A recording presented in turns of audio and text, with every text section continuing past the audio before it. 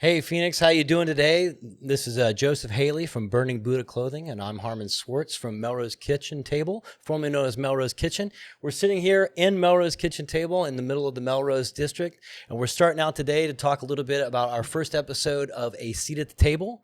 This is a podcast concept that kind of came out of an initial interview that Joe and I had together when I bought this place back in May, and we started trying to develop something about a community place for people to gather and hang out. And we started talking about our own experiences, and we're just going to kind of talk a little bit about the podcast, what we hope to accomplish with it, where we hope to see it go. And just want to introduce Joseph and let him talk a little bit about himself. Absolutely. So as he mentioned, my name is Joseph, the owner of Burning Buddha Clothing Company. You guys are probably like, well, this is a video podcast type thing, so what does clothing have to do with that?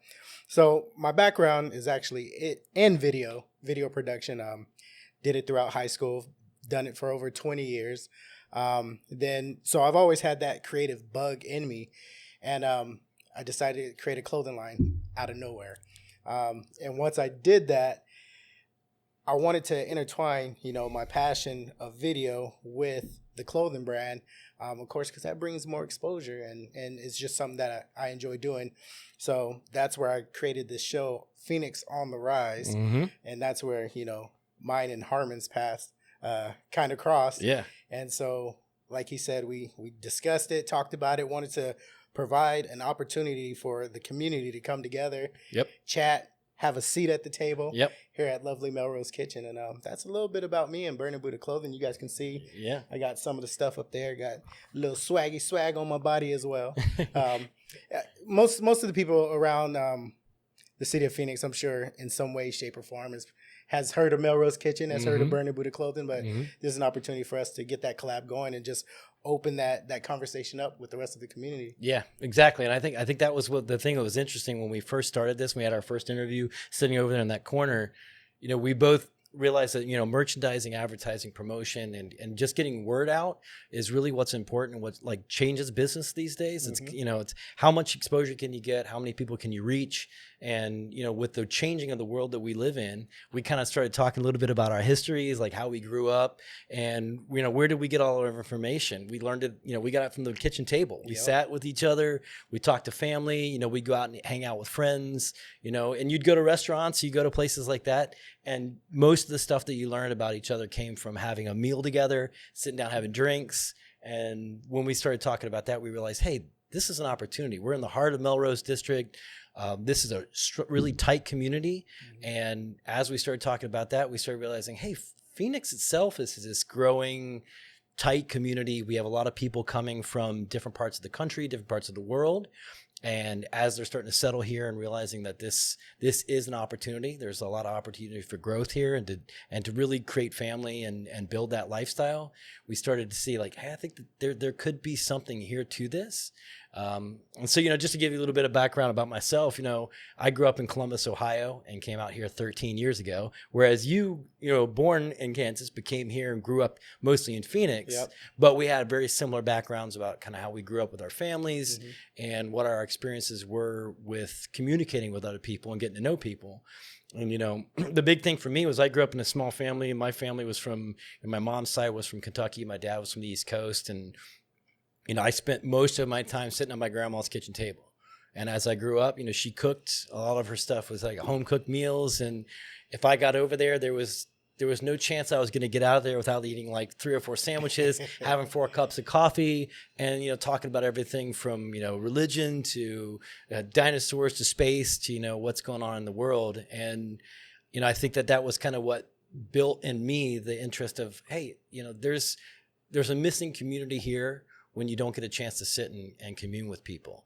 And I think that's kind of where we started this on a whim. Like one night I just Instagram messaged you and I was like, hey man, what do you think about taking that interview and doing something more with it? Right. And I think that's kind of how this came about. And I think it's going to give us a chance to really invite some people to have that seat at the table where they may not have a voice somewhere. You're inundated with a lot of podcasts and online influencers. And every 2 minutes, your feed scrolls with a new idea.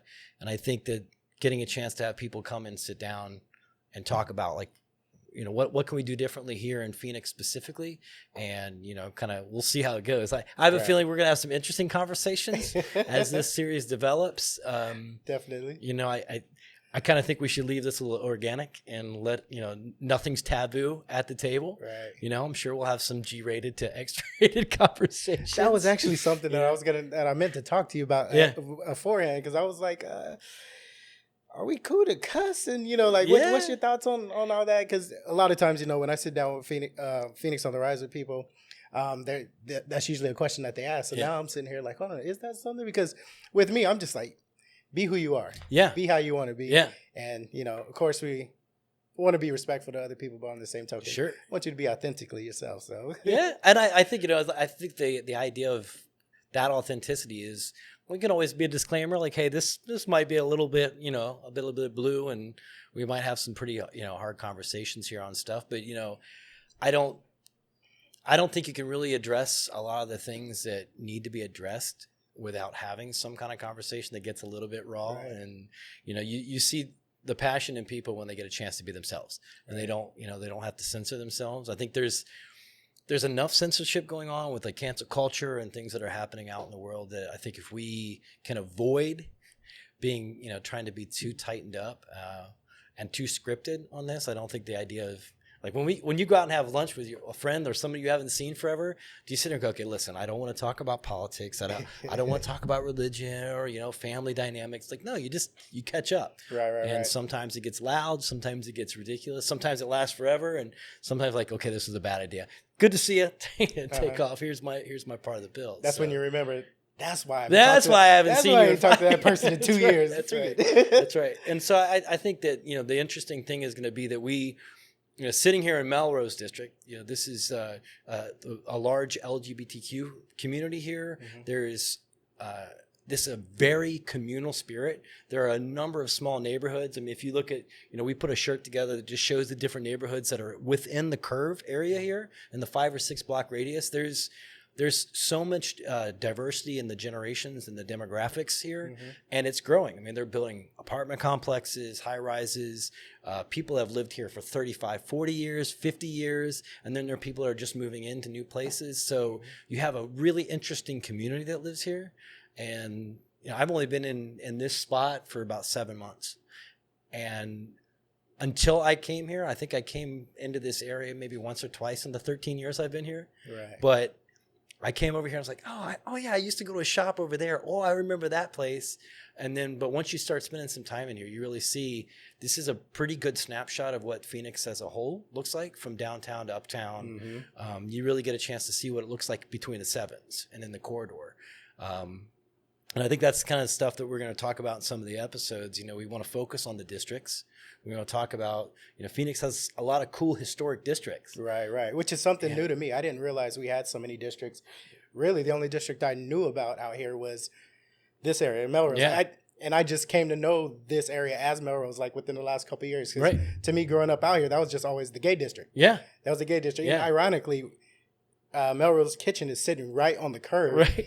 How ironic! There's one curve in Phoenix, it's in the gay district. So. Yeah, and that whole idea of the curve thing, how it was like an accidental city planning. They got to the canal and they realized, that's not going to meet, and so they had to do some eminent domain and make some changes to the actual like the layout of the road. Wow. But it's like, that's why we put on the shirt, we like, life isn't straight because life curves. Like right. You never know. Like you can't predict what's going to happen. I mean, I know we've all seen that, particularly in the restaurant business, and I know in small business ownership. I think a lot of people started side hustling, right around the pandemic and stuff like that. And so, I mean, after we started talking about that after the interview, some of the interview after the interview, when we first had it, we started realizing that there's a lot of those kind of connections. The community here in Phoenix, as far as people that know each other and like, I know you know who, this person, Oh yeah, I used to work at that restaurant. Or hey, they're in this band with me.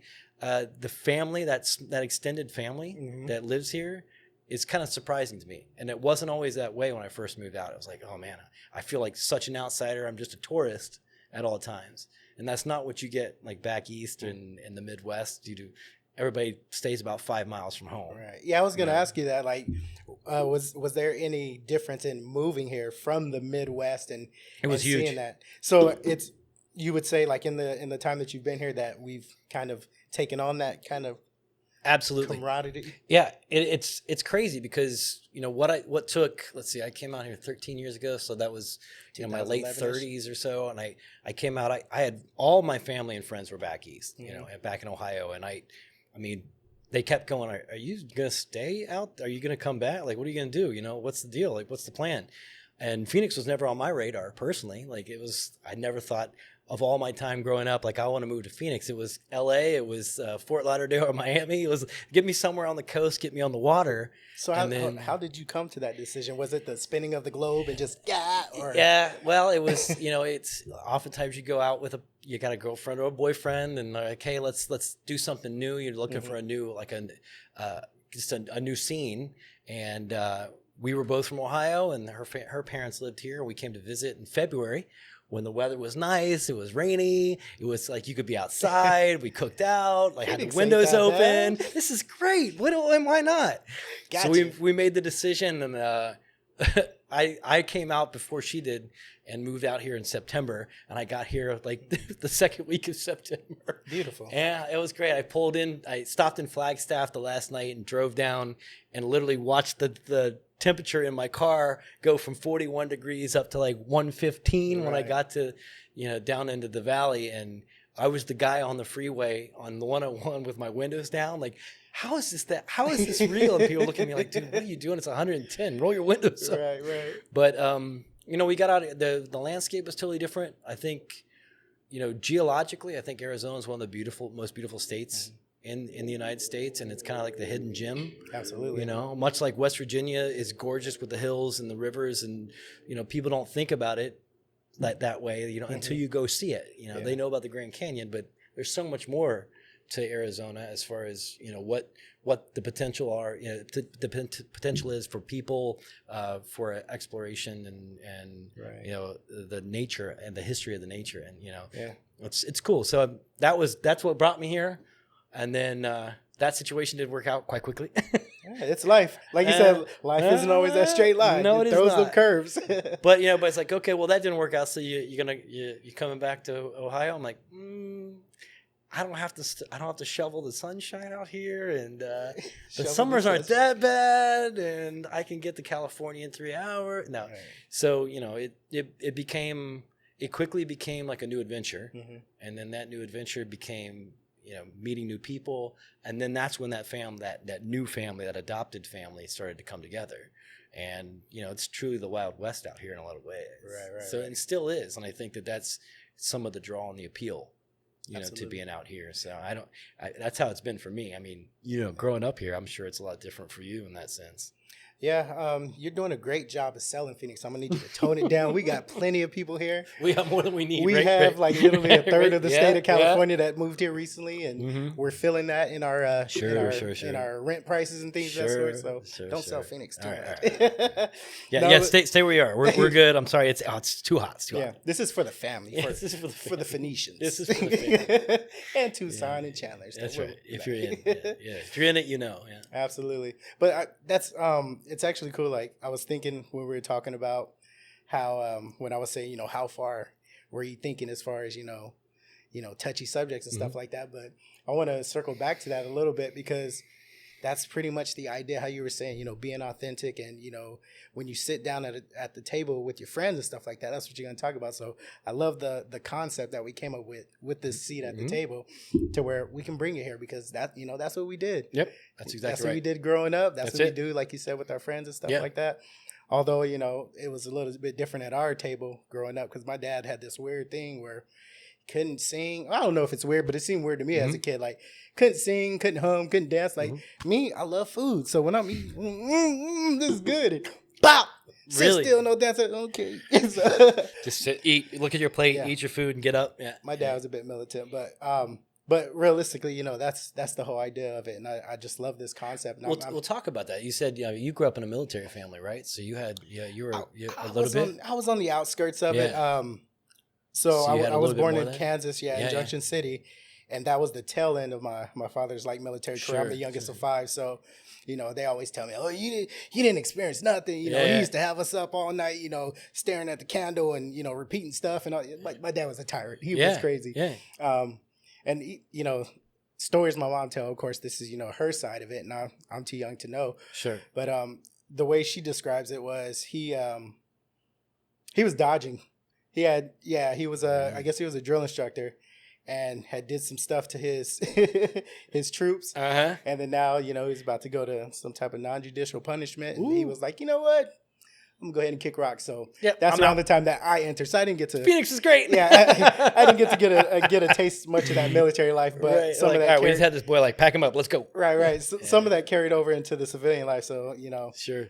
my apologies to my son and previous lovers who have experienced a little bit of that, Sure. that because, and also, some of my background is I went into the Marine Corps. Sure.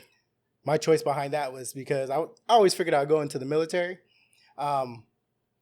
But I found out, I was like, Army, we going Army, because that's what my dad was. But then I found out I talked to a Marine Corps recruiter. He's like, you realize the Marine Corps is the top, the elite. And I said, okay, that's the way I could take a jab at my dad. And Yep. I'm better than you. So I went Marine Corps. Semper Fi, baby. That's Yeah. So that's and I think that's more of that kind of synergy that we had. So my grandfather was 4th Division Marine Corps. Okay. In World War II, and he was in Iwo Jima and Saipan, and was in that front, the Japanese front. He was hooking and jabbing. Yeah, he was. He spent some time in Hawaii, and so when he came back, like my brother and I, they didn't have any sons, so that's why I got my name. That's their last name, and so he was very adamant that what he saw, he's like, I don't want you guys. We're good. You guys are good. I've done enough of that for you guys, for all of us. We're good. But like you said, he still had some of those. Like once it's in your head, you sit at the table, you can have all you want, but you better eat everything on that plate. Right. And so when we ate with Pap, there were different rules at the table. Like at home, we could be a little bit more free. We could talk about stuff, and we could have these kind of open conversations about life to some degree. Absolutely. Still grew up in the Midwest, so there was a lot of conservative, like certain things were taboo. But, as we got older, we started going, hey, let's go get a bite to eat. And then we, as siblings and friends, would all start talking about stuff too. So, and when I think about kind of that Midwest kind of love that you guys have, was it how I imagine it, to where just like anybody on the block can just come on in and sit down and have a meal? And we had like it was the weirdest thing when I moved out here, because first of all, we had 6-foot concrete walls around everybody's yard. Like we had chain link fence, and it was 3 feet. You could jump, you could hop over it. Right. Ball went in the yard. You jumped in your neighbor's yard, got the ball, and came back. Like literally, you could see your neighbors sitting outside. Hey, how's it going? We're playing wiffle ball, and there wasn't the division and like the separation in the neighborhoods. Like you didn't have to try to connect with people. You literally could see them out your back door. And growing up, I don't remember a time that my back patio door was ever locked in our house. Oh, wow. So I had friends that would come over to my place late at night, like sneak out of their house, come over and come downstairs. I wake up and they're crashed on the couch, outside of my room. Or I'm like, hey, what are you doing? I'm like, oh man, I had to get out. I told so-and-so, I told my mom I was at so-and-so's house, but I just came over here because you're like right down the street. I'm like, all right, that's cool. Or you'd sneak in they'd be tapping on my window. I'm like, what are you doing? So that was kind of the thing, we stayed out until the streetlights came on, and there was never that feeling that you were in any danger to be in that circumstance. Which, I think it's definitely a privilege thing, and it's definitely a different world for a lot of people. And I'm grateful to have grown up that way and to have that kind of that lifestyle.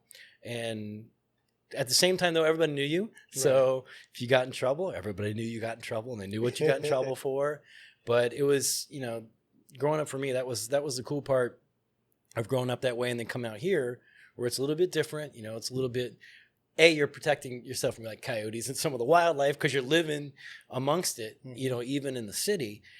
So that was a bit of an adjustment. But, the more you get to know people in your neighborhood and you connect with them, you start to see that those community values are still there. It's not foreign. It's just how do everybody deal with the environment that they're blooming in a little bit there, It's cool. I think it's definitely something that's going to make these kind of conversations interesting, because, just having the restaurant, you see all kinds of people coming through. I mean, I've had people from Germany in here. And, I went to Germany on the exchange program. So I'm throwing my terribly like rusty German at them, and they're like, oh, you know German. I was like, I knew some German, but and then people from Ohio, I had somebody that literally knew my mom come in here and have breakfast probably 2 months ago. Wow. I'm like, so Harmon, that's an interesting name. I know a lady back in Columbus, Ohio, sure enough. So we took a picture and sent it to my mom. She's like, oh my God. Yeah. So that's crazy. The world is very small. It is. No matter how far you go, you realize it shrinks, So I think that's what's struck this for me, is because I spent so much of my time sitting at and having the time to spend with my grandma and sitting at her table and like learning about stuff and life from her, and, just sharing that kind of conversation. I think that it's an outlet that a lot of people need. Absolutely. And I think it's something that we're gonna have a lot of fun in some of these other episodes, because, we've got people from like Tony from Local Buzz coming in. Yep. We got Nick coming from Local First Arizona, and that's just on the first couple. That's the beginning, folks. Yeah. I mean, and we've got connections, with your connection to people you've met, and I've seen you've put up videos. I'm like, I know that guy. So I think it'll be interesting to talk to some restaurant owners, small business owners, people in the politics, council people, people that are out in the neighborhoods that are trying to make change and do good things for the city. So, yeah. Opening up that seat at the table. That's right. So that's what it's all about, man. We can all talk, discuss, and get our ideas out there. And, it's crazy to think that even this, where we are today, has come about just from us coming and chatting, because, I love food, and you love to provide food. Yeah. Yeah. And I think that's the principle of it. It's all about, like, go back to the authenticity thing. Like, if you do something with heart and you really put yourself into it and you mean it, I think that resonates with people. And I think that's what's going to be this comfortable space for everybody to come in here and share. And I think there's a lot of things that we need to talk about. And I think this is going to be an opportunity for us to do that. So. Right. Yeah. When we talked before, I want you to talk a little bit more about Melrose Kitchen and the vibe that you bring with it. And it goes perfectly with your, the idea that I have with the folks from the Midwest. Very welcoming, very open. My first experience here, I had to come in with my son, and that's a rare thing. We were sitting down having breakfast. You made your way around. You went to every single table, every patron that was in here, greeted everybody, spoke to them, asked how the meal was, gave us some discount cards and stuff like that. And that's just that's a touch that I haven't experienced very much. I was raised out here in Phoenix. I mean, you go to any random place, you might see the owner there. Yeah. You might pass the owner and never know. But I felt that was just something that was really, really cool and authentic that you brought, that, like I said, being from Phoenix, I'd never really experienced. Yeah, that's definitely the thing somebody brought from home. My grandmother wouldn't leave us alone when we were at the table. Like, coffee was never half empty. Literally, there's no saying I'm done. Like, you're not done unless you physically get up from the table. There's always going to be something else. It could be a piece of cake. There's going to be some chips on your plate. Like, you can't get away. It's like eating. I've been to Italian restaurants where it's like just portion after portion. Like, guys, seriously, I'm out, tap out. But that was something I really wanted to do when I did this. I've been doing. I changed careers to get into culinary arts. About 16 years ago, I was doing IT and working in hospitals and banks, and I was just sitting in the gray box and in the cubicle doing the 9 to 5. I was like, man, this doesn't feel connected enough. Right. Like, I was connected to the people in the businesses that I worked in or in the offices I was in, but it's like I want to do more with it, more creativity, and that just started on the food side of it. Having a garden at home, and I was like, my dad was like, dude, why don't you do it? This is the time to do it. The family, like, what are you tied to? Might as well give it a shot.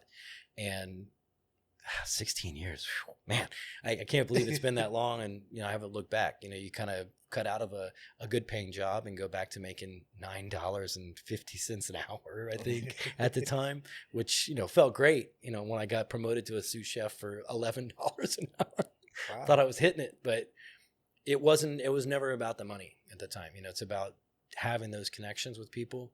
And it is true. You don't go to a lot of places where you see the owner, where you get that sitcom restaurant vibe where it's Mhm. like, you know, Mel's yelling through the window kind of thing. And, you know, this place just kind of had that feeling for me. I was like, this has potential to be that kind of community hub where you can connect, you do know the ownership, you know, and you get to meet people, and I can say, hey, I can connect. Hey, Joe, talk to so and so. You know, like even when you came in, had your birthday party in here, Mhm. and it started to be 8 people, and became what, It was like 29 people. Yeah, it was on a Sunday afternoon. That was awesome though. So it just grew. It was what I amazing. was doing was I've seen some shows, you know, some cooking Sure. shows, and I wanted to do a stress test on you. Oh, you did, That's- and you succeeded. Success. I honestly felt so bad about that, but I mean, you guys handled it professionally. You But guys took that's- care of all of us yeah. and all the guests that came. Yeah. Honestly, what it was I never celebrate my birthday, Sure. and things of that sort. So I'm like, I'll put together a flyer. I'll invite some people Yeah. out, and of course, you know, my people, we don't really RSVP too much. Oh so. no, just show up whenever, right? So you know, I counted the people that said they were coming. That was about 8 or 9. So I'm like, yo, Harmon, yeah, can you put something together for us? I About got 8 or you 9 10 people. people, no problem. Before it was said and done, we had this whole area taken up, and Yeah. I what I really felt bad about is I think there was some type of LGBT stuff going on. It was Pride Weekend, Pride Joe. Weekend In the middle of Melrose District, Saturday of Pride Weekend, right after the parade. Yeah. It Yeah. was good timing. But that's the kind of stuff that makes it fun. Like literally, I don't know if I've ever been to a party where it's like, okay, the party's planned. These are how many people are going to show up. Oh, that was a good party. That was fun. And everybody goes home. It was like, it's the party like, you know, we're going to go to so-and-so's house. It's probably going to be like, I don't know, 5, 10 people. And next thing you know, like literally the cops are showing up Right. because there's like 40 people. And it's one of the best, like most memorable nights of the year, especially when like nobody gets hurt, nobody gets in trouble. Everybody's having a good time and really just enjoying the moment and kind of caught up in it. And I think that, you know, that's the kind of stuff that you look forward to, Right. but you can never plan for it. It just happens, Absolutely. you know? And I think that that's, you know, that's the kind of stuff that really makes a difference when you have, from having restaurants that are kind of built as a concept, and this is the vibe, this is what I want, and this is what we want us to do. And it looks beautiful, and it fits the mold, and it does everything, follows every step. It has all the, you know, all the spoons and all the napkins are in the right place. But then you go into a place like, what is this crazy hole in the wall little spot? And you know, you have one of the best meals and one of the best interactions. Like, what an experience. It goes totally different. Right. And then, you know, those places turn out to be like your regular, like, shh, don't tell anybody. Like, we're going to go, this is my spot. Let's go to the hole in the wall kind of place. And, you know, I found some of those when I moved out here. And I think that that's what people gravitate toward. I think we're still getting comfortable with being in those kind of places again, since we were all locked up for 2 years, Right. you know, trying to figure out how to interact and commingle again and be comfortable with doing that. So I think that that's what this is all about, man. This is what we're trying to do here. So Heck crack yeah. that egg open a little bit, literally. Yes, sir. Yeah. Look So- at that. No pun intended. Puns intended. Dad So, jokes. There'll be plenty of those, I'm sure, in these episodes. So. Yep. Man, it's been a pleasure. Yeah, likewise. To open up, you know, a seat at the I table. see you at the table. Tell the folks a little bit what we got in store, you know, coming up in the. Okay, so yeah, we've got on the next couple episodes. So like I said, we got Tony from Local Buzz. He's going to come in. He'll definitely have a breadth of knowledge about what goes on in Phoenix. That man, if you followed any of his stuff on Local Buzz, like on Instagram, he is everywhere and anywhere. And it's not just Phoenix, like he's all over Arizona. But I know he's also started a thing called Pollen. I think you guys have been working on some of that. Absolutely. And it's more of a networking kind of thing, right? So it's going to even expand the opportunity for business owners and influencers to really connect with each other. So I'm interested, and he is not short on conversation with us. So that'll be awesome. That's going to be a great set. And then Nick from Local First Arizona. You know, I recently went through a small business boot camp with him, and you know, his focus in the boot camp was talking to small business owners on resource conservation. Okay. So we had different segments for water, for electricity, for solar, you know, at waste, and kind of understanding like how do we deal with things like that in Phoenix. It's growing so rapidly, but we are facing some issues when it comes to water resources and, land and making sure that, we get enough of what we need. Mm-hmm. So it'll be interesting to see what he has to say. I know he's been working on a couple things, and the boot camp is starting to blow up a little bit. And he's local. He's right here in the neighborhood too. So he'll have some insights on that. And then we'll definitely get those two going, and then we'll see where we go from there. Absolutely. Yeah. Thank you guys for tuning in. Yeah, Thank thanks you, for Harmon, tuning in. for Thank you. opening up this seat. Can't wait to see the next one. I'll see you at the table. Let's go. See you next time. Hey, Phoenix, thanks for joining us for that episode of A Seat at the Table, filmed live here at Melrose Kitchen Table. I'm here with Joe Explosive from Burning Buddha Clothing. Give him a promo, Joe. Yo, follow me at Burning Buddha Clothing. That's on Instagram, Facebook, TikTok, and YouTube. That's right. And you can follow us as well at Melrose Kitchen PHX on Instagram. And this could be your spot for your promotion for your business. Come see us. Let go.